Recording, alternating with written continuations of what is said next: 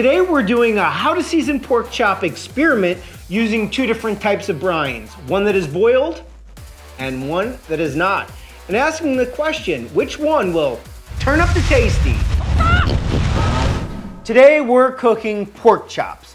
And what we have found in the past is that brining them does have an impact. Now the thing that has always stopped me from brining pork chops is that many recipes say that you need to boil the brine, and that just seems like a lot of steps for someone who's not really good at food planning. Like, I have to boil it, let it cool, put it in the fridge for 12 hours, and what impact does that really have? And if you're using a simple brine solution, which all a brine is salt and water in its simplest form, then you really don't need to boil. One of our more recent experience, we wanted to see the impact of sweet and spicy brines. Now, the spicy brine really wasn't that spicy at all, but we didn't boil it. So today, we're back to ask the question, does boiling your brine really matter? To what extent does it have an impact? And I like to think of myself as like a Pavlov of pork chops. I'm doing the important research for you guys at home. So let's start with brining. First, we have 1 cup of water. We're gonna put that right in there. We're going to use half a tablespoon of salt. All right, now on a simple brine, this is all you would need to do. It does increase the juiciness of your pork chop. But for the spiciness, I have some crushed red chili peppers, and we're gonna add 2 tablespoons. This is the exact same amount we added when we did our sweet for spicy experiment. Now this seems like a lot of red peppers, and I think that it is, but let's see if it makes any difference when we boil it. All right, now that I have all the ingredients added, I'm just gonna go ahead and stir this up and wait for it to begin to boil.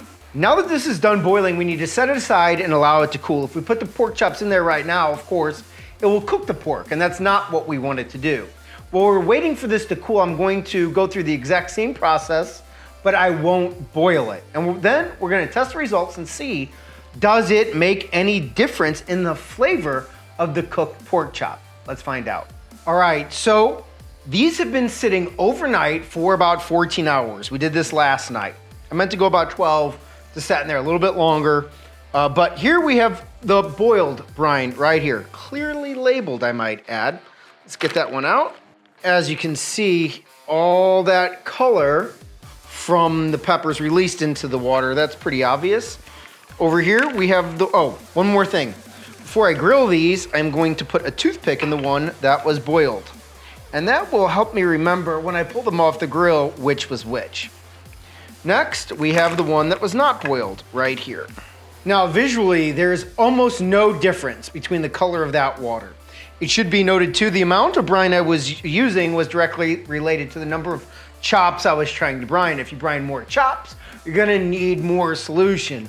Also, why brine at all? I just wanna touch on that. It creates a juicier chop. Look at how thick these chops are, about 1.5 inches thick. And I like them this thick because the thin ones tend to overcook and dry out really easily, whereas the thick ones generally don't, if they're cooked right. And the brine helps prevent that, because who wants that dry, chalky meat? No, thank you. Now, before I get these on the grill, I am just gonna take and I am gonna wipe off the red peppers. Again, we wanna just test the impact of the brine itself. It does make sense that if I bit into one of these red peppers, of course, it's going to have a burst of heat, red chili flakes, red pepper flakes, whatever you want to say.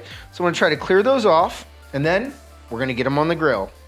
All right, we have these chops ready to go on the grill. They are thick chops, and they may require 2-zone cooking. What do I mean by that? We have direct heat over here. We have indirect heat right over here. That's really important, especially with thick cuts of meat. Drop that on. That is no boil. And this, with the toothpick, is the boiled brine. Now, a little bit more about indirect heat. One of the reasons you want to have a 2-zone setup for thick cuts is because that direct heat, especially if those flames are really ripping hot like they are right now, you're going to get the exterior of your meat burnt before the interior ever reaches the proper temperature. So we're going to sear on this side and then move over to indirect heat to finish the grilling. And one thing I forgot to mention, anytime you grill with tongs, remember to click twice, otherwise the meat won't taste as good. All right, those cook for about 3 minutes. I rotate them about 45 degrees throughout just to change up the grill marks a little bit. There was no other seasoning added to these other than just the brine, which did have salt in it. We're gonna cook these for about 3 minutes over here. Check the internal temp. Probably need to move them to this indirect heat over here. Just wanna take a moment to thank Primo Ceramic Grills for sending us this ceramic grill. It's nice oval design, really allows for that true two-zone cooking. If you don't have a Primo, you are missing out. This is a hell of a grill. It can smoke, it can grill, roast, there's rotisserie, a flat top, just a quick plug. It's not a sponsored post. I just love cooking on this grill. All right, about 6 minutes of cook time so far. I don't want them to burn. Let's see where we're at. We are at about, what is that, 83 degrees by the time it rises up. So these need to get to an internal temperature of about 140, 145 degrees Fahrenheit. So we're gonna drop the top, let them cook over indirect heat, and we'll be right back.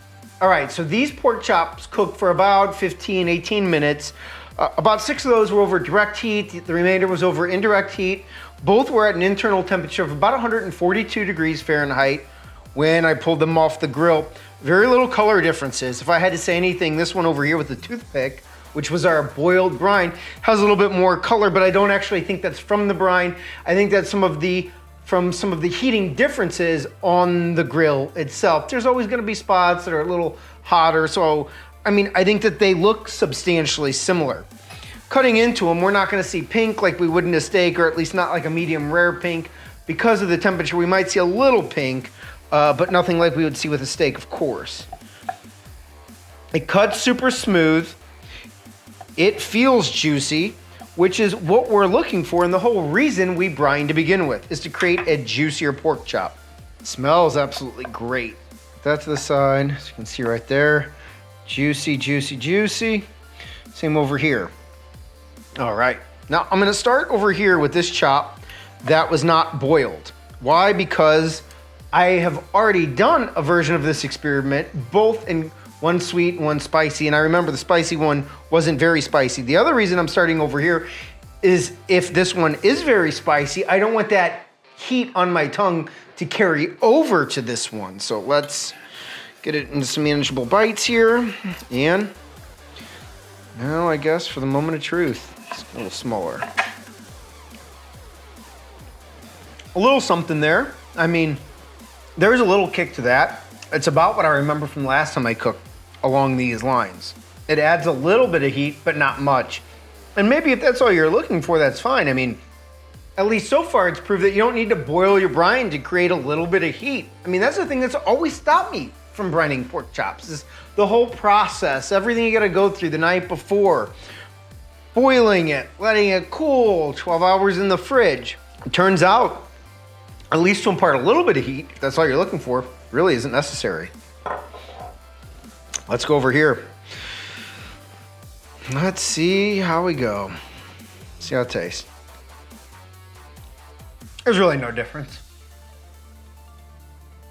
There is really very little difference. If I had to say, this one's a little bit spicier, maybe just a little bit, but not the level of heat you would expect for the amount of chili peppers I use, red pepper flakes, chili pepper flakes set appropriately. I mean, all right, so here we go. Here's the can. Now, I did add 2 tablespoons of these crushed chili peppers to 1 cup. Now, that seemed like a lot. That was done on purpose, especially for the version that wasn't boiled, because I wanted to see if we could impart that heat.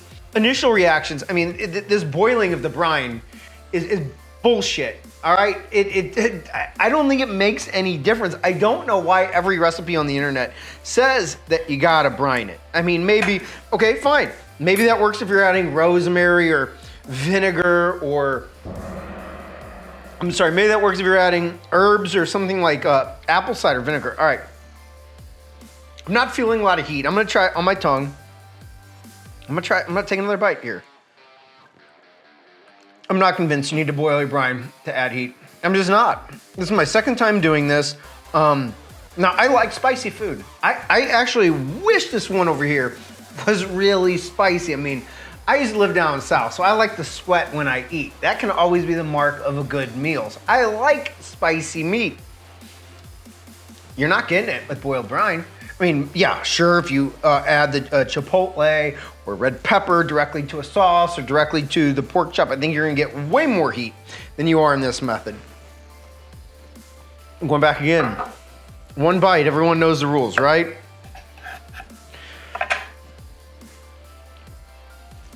A little bit spicier over here, a little bit. For the extra effort of boiling it, forget it. Look, I'm gonna eat some pork chops, have some more palate cleanser. I'll see you guys next time. Don't boil or brine, waste of time.